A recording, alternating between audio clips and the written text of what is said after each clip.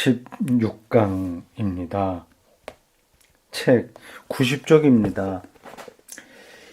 이 강독을 책이 없이 따라오기는 만만치 않죠. 책이 있어도 만만치 않은 내용입니다.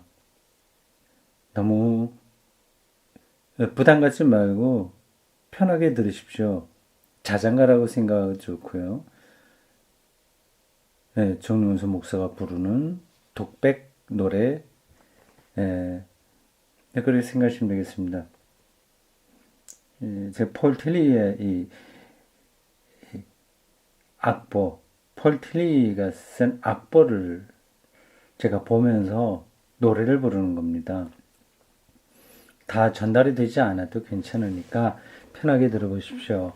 지금 영주주의를 반대하는 교부들에 대한 이야기를 하고 있습니다. 첫 번째는 이레네우스였었고, 두 번째는 터툴리아누스였어요. 세 번째 히폴리투스입니다.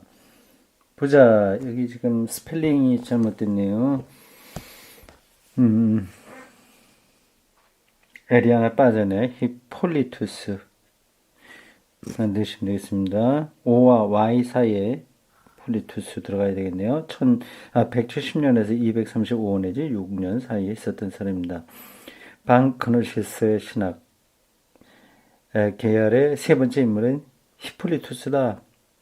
그는 이레네우스의 제자였으며 이들 가운데서 가장 박식했다. 그는 영지주의에 대한 논란을 그의 성서, 서기와 교회사에 관한 저서에서 계속했다.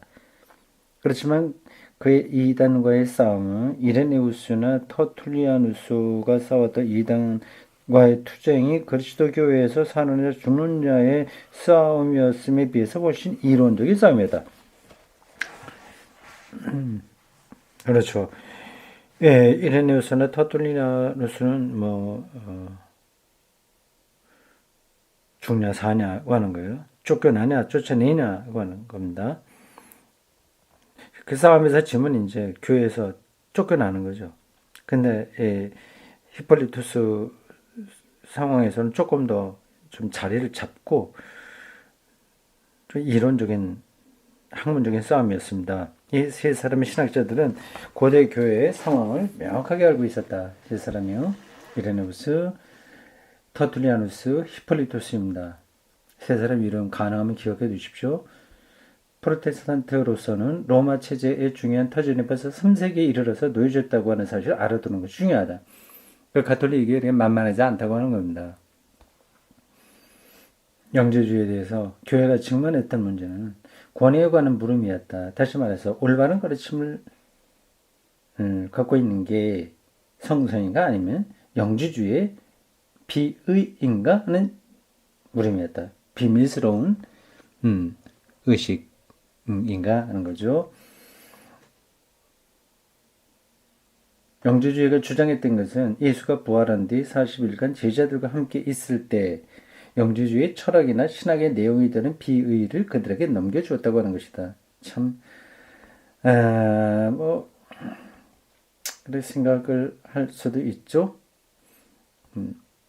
지금도 목사들이 나 비밀스럽게 계시를 받는 것처럼 말하는 사람들도 있는 상황이니 2000년 전이야 오죽했겠습니까? 여기에 대해 발음이 현잖아요. 길게 하면 안 되죠. 이건 반쪽이다 할 때는 반은 좀 길어도 되는데 이거는 반대한다고 하는 거기 때문에 좀 짧게 끊어야 되는데 발음이 좀 현찮습니다. 반영주주의적 교부들은 성서의 권위를 대체시켰다. 그들의 비밀스러운 지식, 비의적인 것에 이제 대립해서 놓은 게 성서죠. 그들은 성서라는 로고스에 의해서 영감을 얻고 성령을 통해서 전수된 것이라고 믿었다. 이런 점에서는 사실은 성서를 강조하니 프로테스탄트적인 성격이 많이 있는 거죠. 영재주의와의 대립에서 정경을 확립하는 일이 필요했다. 그래서 어떤 기준이 되는 거예요. 정경, 캐논이라고 합니다. 준거죠. 준거. 그런 게 없으니 비밀스러운 지식이다 뭐다 뭐 그런 말들이 많이 나오는 거 아니겠습니까? 왜냐하면 성서의 문서와 아주 다른 것을 가르치는 영지주의적 비의가 침입한다면 교회의 기반은 그 때문에 위협에 직면하게 될 것이기 때문이다. 그런 점에서 저는 현대 우리 한국교회에서 신학이 필요하다고 하는 것을 강조하는 겁니다. 신학이 없으니 성서 해석이 중구난방으로 떨어지는 거 아니겠습니까? 따라서 정경의 확립은 교회가 생사를 건 영지주의와의 싸움에서 생기는 것이지 이런적 고찰을 생기는 것은 아니다. 참 중요한 대목이에요. 꼭 이거 기억하십시오. 밑줄 치세요. 성경, 신약성경 27권 말입니다. 이게 나온 것은 뭐 이게 옳고 옳아서 이게 진리라서 하나님께 받은 것이기 때문에 라든지 뭐 그러한 것보다도 교회의 요청 때문에 해야 된 거예요. 그 요청이라고 하는 것은 다른 게 아니라 영지주의와의 싸움이라고 하는 겁니다. 이 정경이 확립되지 않으면 영지주의와의 싸움이 끝나지 않는 거죠. 어느 문서를 가르치는 것이 모든 시대에 타당한 것인가를 확정하기 위해서 그들은 그리스도교의 고전적 시대 곧 사도 시대로 돌아가야만 했다. 사도적 권위를 가진 문서로 이제 기독교가 나갈 방향을 찾은 거죠. 굉장히 잘한 선택이 아니겠습니까?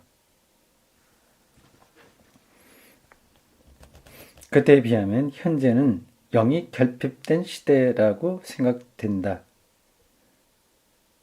사도시대에 기록된 것이 권위가 있는 것으로 인정받은 셈이다. 성서에 들어있는 문서 가운데는 사도시대 이후에 기록된 것이 많은데도 불구하고 그 문서에 사도의 이름이 붙여진 것은 역시 극까닭이 하나이다. 사도적 권위가 필요했으니까 사도의 이름을 붙여서 이 문서가 생산된 거죠. 정경의 문서로 승인받기 위해서는 텍스트는 그 마지막 글자에 이르기까지 정경적인 것이지 않으면 안 된다. 정경적이다. 기준이 된다는 뜻입니다. 캐논이에요. 캐논. 이 점에서 그리스도교는 유대교의 율법주의 정신을 따랐다. 문자 하나하나를 중요하게 생각한 겁니다. 유대교에서는 율법에 쓰여진 히브리어의 1.1획이 모두 신의 영감에 의해서 이루어졌다고 본다. 그러나 텍스트는 권위에서 보면 충분하지 못했다. 왜냐하면 텍스트는 해석되지 않으면 안 되는 것이었고 제가 늘 반복해서 강조하는 겁니다. 텍스트는 해석돼야 된다. 그죠? 결국 영지주의자는 성서를 교회의 공적 해석과는 다른 방법으로 해석했기 때문이다. 비밀스럽게 해석한 거예요. 그걸 알레고리적이라고도 할 수 있습니다. 자기가 은혜 받은 대로 해석을 하는 겁니다. 기준이 없는 거예요. 그런 건 뭐 한국교회 비일비재하죠.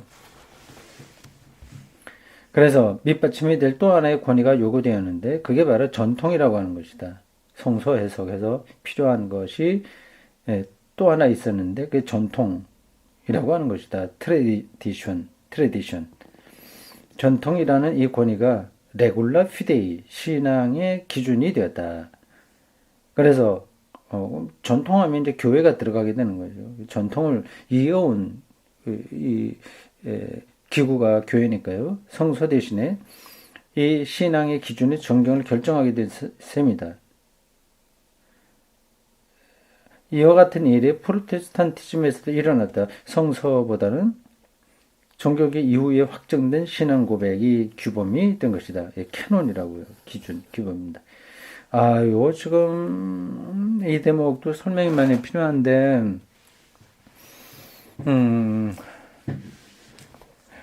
넘어가야 되지 않겠습니까?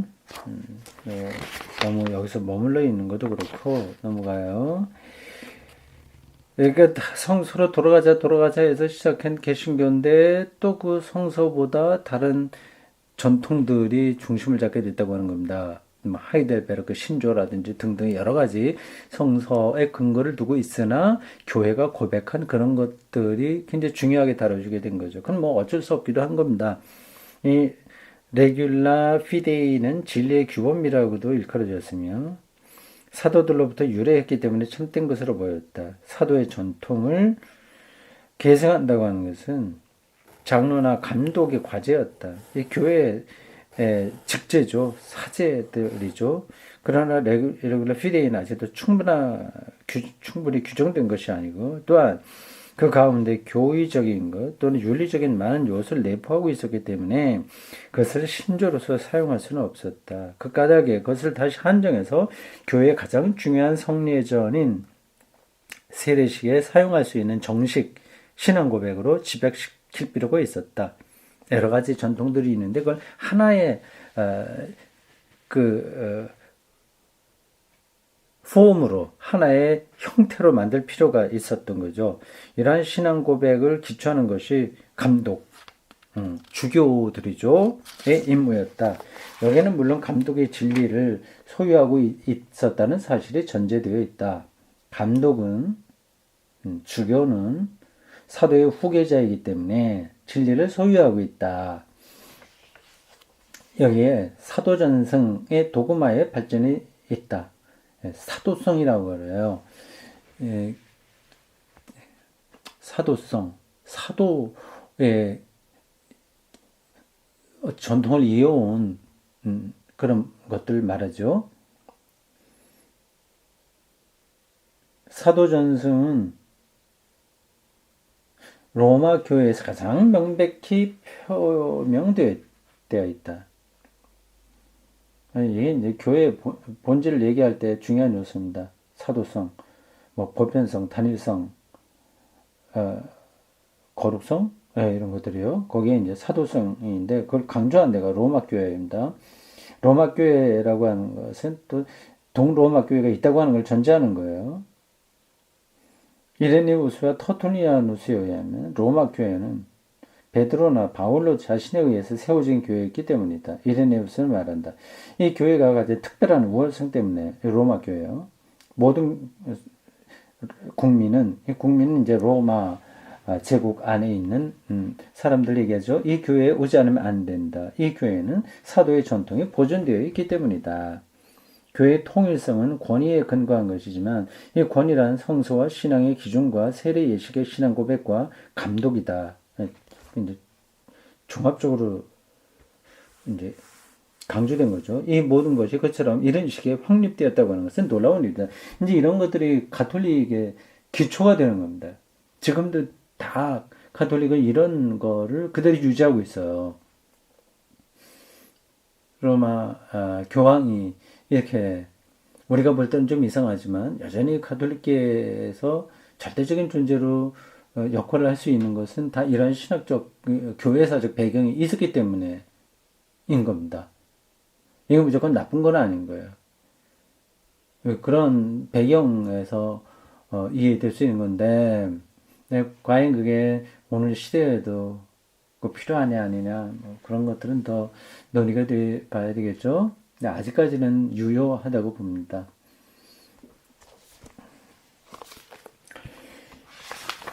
자, 됐고요. 거기까지 반영주의자들, 교부들 얘기했고요. 세 번째는 몬타니즘의 반동입니다. 몬타니즘. 요거 말은 제가 많이 들었는데 정확한 내용은 잘 모르겠어요. 보겠습니다. 반동이 일어났다고 하는데 그렇다 하면 이 교부들에 대한 반대를 이야기하는 거예요. 그 카톨리시즘에 대한 하나의 그 리액션을 이야기할까요? 좀 보겠습니다. 그게 한 2쪽 반 정도 되는데 오늘 거기까지 다 보겠습니다. 그러면 영지주의를 보고 있어요. 거기에 첫 번째는 영지주의에 대한 설명이었고 두 번째는 반영주의 교부들의 얘기했고요. 세 번째는 몬타니즘입니다. 이상과 같은 발전에 대해서 하나의 반동이 일어났다. 그것은 그리스도교를 규칙과 같은 것에 고정화시킨다는 데 대한 영의 반동이었다. 그 이제 신비주의적 영운동을 얘기하군요. 성령운동 뭐 이런 거죠. 너무 교회 조직, 감독, 뭐 신조, 뭐 이런 것들을 강조하다 보니 어떤 영적인 다이나믹이 좀 훼손될 수 있잖아요. 그래서 그런 것에 대한 반동으로서 몬타니즘이 나왔습니다. 영을 강조하는 거죠. 이 반동은 몬타누스 157년경입니다. 그 CA 점 있죠? 그러니까 체르카라고 하는 뜻입니다. 대략이라고 하는 뜻이에요. 그 약자입니다. 대략 157년경 그 사람과 그 신봉자인 몬타누스 주의자들에 의해서 대표된다. 그것은 커다란 영향력을 가진 반동으로서 터툴리아누스까지도 몬타니스트가 되었다는 사실에 의해서도 그런가요? 그 영향력이 확시된다. 대단하군요. 터툴리아누스까지 그 영향을 많이 받았다고 하는 거군요. 그렇지만 이 반동은 그 당시에는 그 목적을 달성하지 못했다. 그러나 우리는 그것을 진지하게 받아들이지 않으면 안 된다. 왜냐하면 교회의 교리의 경직화에 대한 이와 같은 하나의 몬타니즘적인 반동은 전 교회사에 일관되어 있기 때문이다. 네, 그렇습니다. 뭐 비근한 거로 퀘이커 운동 이런 것도 여기에 속할 수 있어요. 교회 조직 이런 것의 경직성으로부터 벗어나서 자유롭게 하나님의 영과 교류를 통해서 신앙적으로 살아보려고 했던 운동들이거든요. 그러니까 중간중간에 좀 많이 나타났습니다. 몬타니스트는 두 가지 기본 사상을 가지고 있다. 하나는 성령에 관한 사상이며 다른 하나는 종말에 대한 대망 사상이다. 그렇죠? 성령론과 종말론에 대한 강조입니다. 영의 운동은 제도적으로 확립된 교회에 의해서 억압당했다. 그것은 위험한 것으로 보였기 때문이다. 영주주의자들도 결국은 영을 받았다고 주장했다. 그러니까 거기는 교회 조직이 그렇게 많이 영향을 미칠 수는 없죠. 그것에 대한 반대예요. 자유로운 영이니까요. 일반 사람들은 이미 예언자는 반드시 황홀한 엑스테틱 상태에 들지 않으면 말할 수 없게 된다고 생각했기 때문이다. 교회는 그러한 예언의 영에 대해서 이해를 가지지 않았다. 그거를 별로 깊이 이해하지 않았다. 바울 같은 사람도 교회 안에서 제가 방언하고 이렇게 하는 거 은사주의죠. 말하자면 뭐 영 운동이 꼭 은사로만 나타나는 건 아닌데 많은 경우에 그렇게 나타나요. 그 뭐 다른 사람이 들어와서 무슨 말 하는지 미쳤다고 생각할 정도로 그런 거 좀 하지 마라. 성령은 자유로운 영이긴 하네 질서 있는 영이다. 이런 쪽으로 그걸 좀 억제하는 경향이 바울이 강했습니다. 영의 이름으로 교회를 파괴하는 요소가 스며들었기 때문에 그 교회가 예언의 영을 경계했다고 하는 것이 이해할 만하다. 그렇죠. 지금도 설교 같은 거 뭐 목사만 하냐. 이 성령을 받은 사람은 일반 신자도 아무 때나 나가서 설교할 수 있지 않냐. 이렇게 주장이 가능한 거죠. 그 영의 역동성을 강조하게 되면 그게 가능합니다. 예수나 사도들이 가지고 있었던 절박한 종말의 기대가 이루어지지 않았다고 하는 사실에 의해서 그 뒤에 일반적으로 실망이 생겼고 그래서 사도 교부들은 이 세계에 대처할 것을 시도했으면 정말 예수님의 재림이 일어나지 않았으니 계속 그것을 열망할 수 없어서 이 세계와 이 안에서 생존해내고 살아내는 것을 강조할 수밖에 없었는데 이 세계에 존립할 수 있는 세계적 교회를 세우려고 했었다. 그래서 교회가 확장되는 거죠. 그래서 로마의 큰 중심되는 교회를 세워야 되는 거죠. 아주 조직이 되어야 되는 거죠. 몬타니즘은 이러한 교회에 대한 반동이었다. 그러나 몬타니즘은 초대 그리스도인들이 경험했던 것 같은 경험을 하지 않으면 안 되었다. 다시 말해서 그들이 대망하고 있었던 종말은 도래하지 않았던 것이다. 새로운 세계가 올 거라고 하는 걸 강조해도 오진 않는 거거든요. 실망하게 되거든요. 그래서 그들 역시 세계에 어쨌든 종말이 오지 않으면 이 세계 안에 살아내야 되니까 이 세계에 대처하지 않으면 안 되었다. 그들 또한 하나의 교회가 된 셈입니다. 열광적인 신앙으로 시작했으나 계속 그걸로 유지될 수는 없어서 다시 한번 조직화된 교회가 되는 거죠. 그것은 엄격한 규를 가진 교회였으며, 그래서 어느 정도까지 교회개혁, 종교개혁 시대 또는 그 이후에 생기는 종파적 교회의 선구자였다. 종파적 교회의 선구자였다. 뭐 제세례파라든지 뭐 또 웨슬레가 중심으로 된 감리교회라든지 이런 것들이 다 그런 다 얘기하는 거죠. 몬타주의자들은 아버지인 신과 아들인 신의 시대를 이어줄 도움의 주인 성령의 시대가 나타났다고 믿었는데, 후대의 종파 운동도 이와 같은 것을 주장했던 것이다. 뭐 오순절 계통의 교회들은 이것이 아주 강합니다. 근데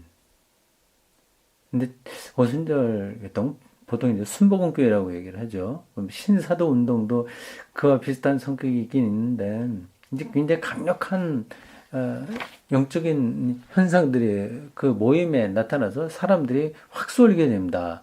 그러나 그런 걸로 계속 유지가 될 수는 없어요. 그래서 지금 서울의 그뭐 여의도 순복음 중앙교회 이런 데도 굉장히 조직화되어 있을 거예요. 성령 강조 이런 것도 옛날에하고 비교될 수 없을 정도로 약화됐을 겁니다. 하나의 조직화된 교회로 자리를 잡게 되죠. 그런데 성령에 의해서 받았다는 영감의 내용을 규정하려고 할 때 그것은 성서 메시지에 비해서 아주 빈약한 것이 되어버린다는 것이 흔히 있는 결과다. 그렇군요. 신학이 없으니 뭐 성령 받았다고 날뛰어봐야 그 내용으로 들어가게 되면 빈약한 거죠. 여기 퀘이커 나오네요. 아까 제가 말씀드린 겁니다. 퀘이커 경우도 최초의 영감이 사라져버린 다음에 그러했다. 뭐가 없는 거예요. 은혜를 받았다고 하는데 그거가 그 내용적으로 충실하게 채워지지가 않는 겁니다. 그건 신학으로서밖에 할 수 없는 거죠. 지금도 개인적으로도 어떤 사람 뭐 신앙이 좋다 이렇게 저렇게 막 말로는 하지만 그 사람이 이해하고 있는 기독교라고 하는 것은 조금 좀 천박할 수도 있어요. 그리고 그러한 뜨거운 마음 갖고만 계속 신앙생활을 할 수도 없는 겁니다. 그 내용이 고정되었을 때 분명하게 드러나는 것은 그 내용이 무언가 새로운 것을 가지지 않고 있다고 하는 사실이거나 또는 거기에 들어있는 새로운 것은 많든 적든 합리주의적, 도덕주의적인 한 형태에 지나지 않는다고 하는 것이다. 아주 일부만 붙들고 있다고 하는 거죠. 청교도주의도 마찬가지예요. 그 아주 일부 사람에게 있는 도덕적 열망, 거기에만 딱 초점을 맞추고 기독교 신앙을 해명하려고 하니 해명할 수 없는 일들이 얼마나 많아요. 이것은 조지 폭스와 그의 후계자들 그리고 모든 열광주의적인 운동에서 생겨났던 현상이다. 제2세대가 되니까 황홀경의 요소는 소멸하고, 그렇죠. 그의 종파는 합리주의적이고 도덕주의적이며 율법주의적인 형태가 될 수밖에 없었고, 그리스도교의 고전적 사도시대에 비하면 생산적인 새 것은 거의 남아있지 않게 되었다. 사도시대에 예수와 함께 있었던 그 열정들, 그런 것들은 찾을 수 없는 거죠. 그냥 자기의 개인적인 종교 경험에 떨어져 있게 되는 거죠. 몬타니스트가 그 글 가운데 썼던 교설은 이건데, 예언자적 계승의 사상이 엿보이지만, 예언자적 계승, 예언자적 상상력, 정말 새로운 삶에 대한 희망들, 을이 좀 보이긴 하지만 이것은 자기 모순이다. 왜냐하면 계승이란 질서의 원리이지만 예언자의 직책은 질서에 대립된 원리이기 때문이다. 그렇군요. 이렇게 예언자적이라고 하는 말하고 계승이라고 하는 말은 대립된다고 하는 거예요. 그러니까 예언자적 계승은 안 되는 거죠. 그 때문에 이 둘을 결합하려는 시도는 필연적으로 좌절되기에 이르렀고 언제나 그렇게 좌절될 수밖에 없었던 것이다. 네, 몬타니즘 운동이 어떤 건지 그림이 그려져요. 굉장히 뜨거운 성령 운동이었는데 영의 자유 이런 것들을 말을 했는데 결국 시간이 지나면서 또 그것이 상투성에 떨어져 버리고 만다고 하는 거죠. 이것이 인류 역사의 한계이기도 합니다. 그리스도 교회는 몬타니즘을 거부했다. 그렇지만 그리스도의 정통에서 볼 때 안 된다고 해서 배척한 거죠. 기독교 교회 조직을 부정하니 이거 받아들일 수가 없는 거죠. 로마 가톨릭 교회가 루터를 받아들일 수 없었던 거하고 똑같습니다. 그렇지만 몬타니즘에 대한 승리는 어떤 손실을 초래했다. 그것은 다음에 네 가지 점에서 나타난다. 첫째, 교회의 정경은 새로운 계시의 가능성을 배제했다는 점이다. 그래서 교회 정경은 성경을 이야기하는 걸까요? 교회 전통을 얘기하는 걸까요? 아니면 어떤 교회가 제시하는 여러 가지 기준들을 말하는 것일까요? 정경하면 성경인데 여기서 이 문장으로 보면 꼭 그것만을 가리키고 있는 것 같지는 않습니다. 그러니까 조직하고 체제 이런 것에 그걸 권위적으로 고수하다 보니 새로운 사상을 받아들이기 힘들었다고 하는 거죠.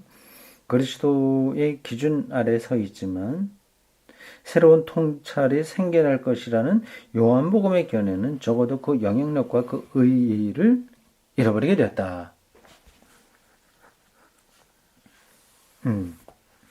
둘째, 예언자의 영에 대항해서 전통에 근거한 히에라르키아, 이게 뭐 계층 구조 체계라고 하는데 성직자 제도거든요. 하이에라르키아, 스펠링이 지금 제가 정확하게 기억나지 않은데요. 히에라라기보다도 하이에라로 이렇게 발음을 보통 하는데 여기는 라틴어로 이렇게 되어 있는 건가요? 제가 잘 모르겠습니다. 어쨌든 다시 한번 보겠습니다. 예언자의 영에 대항해서 전통에 근거한 성직자 중심주의가 확립됐다고 하는 것이다. 체계화되는 거죠. 교황, 주교, 들이죠. 그것도 뭐죠? 주교 위에 또 뭐 있는데, 사실 주교 위에 뭐가 있지는 않습니다. 이게 우리나라에서도, 추기경이라고 있죠? 추기경. 그거는 주교, 위에 있는 건 아닙니다. 교황이 있고 밑에는 다 주교예요. 주교 중에서 어떤 사람이 추기경을 겸하고 있을 뿐입니다. 그러니까 한국의 추기경이 지금 명동 성당에 있잖아요. 근데 그 사람은 추경이긴 하지만 한국교회를 대표하는 건 아니고 서울대교구를 대표하는 주교예요. 그러니까 그 사람이나 추기경인 그 사람이나 대구교구에 있는 이 주교나 사실은 똑같은 겁니다. 다만 추기경이 하는 역할이 조금 다른 게 있긴 있어요. 교황이 서거했을 때 뭐 그걸 뭐 선출하는 뭐 피선거권을 갖는다거나 뭐 그런 것들입니다. 어쨌든 그런 게 이제 딱 자리를 잡고 있으니까 예언자의 영이 많든 적든 확립되던 교회로부터 배제되고 종파적인 운동으로 도망치지 않으면 안 된다. 그러니까 교회 안에 머물러 있을 수가 없는 거죠. 정말 영적인 사람들이요. 이건 꼭 뭐 자기 혼자서 잘난 척하는 그런 어떤 열광주의에 빠진 사람만을 가리키는 게 아니라 새로운 비전을 가지고 있는 사람이 있지 않습니까? 그런 사람들이 교회에 머물러 있을 수는 없고 소종파가 될 수밖에 없어요. 그것은 우리가 교회사 과정에서 되풀이해서 직면하는 현상이다. 셋째로 종말론은 사도시대에 비하면 확립된 교회의 의미가 더해감으로써 그 중요성을 잃게 되었다. 그렇죠.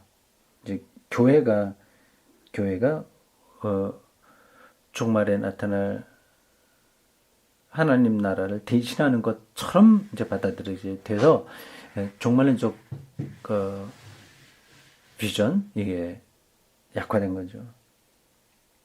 음, 세계 종말의 대망 대신 어느 순간에 닥쳐올지도 모를 자기 자신의 종말을 위해서 준비할 수 있도록 모든 개인에게 훈계되었다. 그러니까 개인의 종말, 개인화된 거죠. 종말이 우주적인 종말이 아니라 개인의 종말로 축소됐다고 하는 겁니다. 근데 이런 것들이 단순히 이론이 아니에요.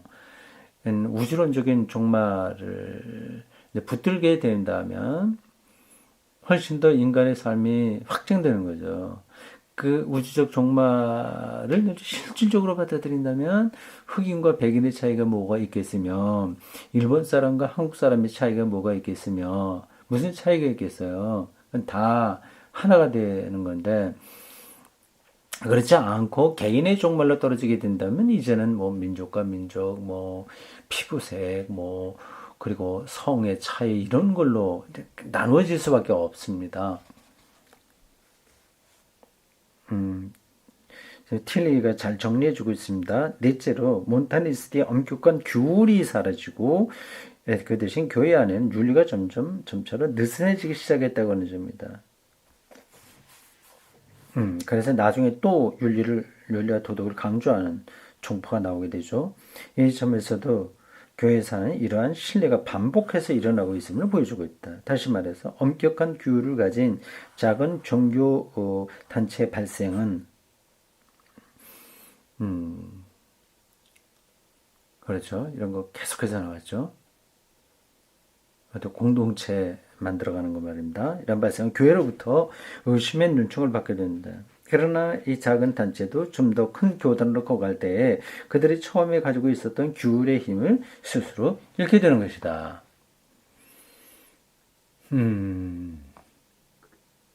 그러네요. 요 네 가지, 요 틸리가 말한, 요 설명 잘 기억해 두십시오. 이게 몬타누스에 대한 그게 이제 교회에 끼친 영향과 교회가 어떻게 그 몬타누스를 이렇게 딱 추출해 내므로써 어떤 부작용이 있었냐 아니면 어떤 약점이 드러나게 됐냐 하는 것을 정리한 겁니다. 이게 그 당시만이 아니라 기독교 2000년 역사에서 반복되었다고 하는 점을 우리가 기억해 두면 좋을 것 같습니다. 고맙습니다.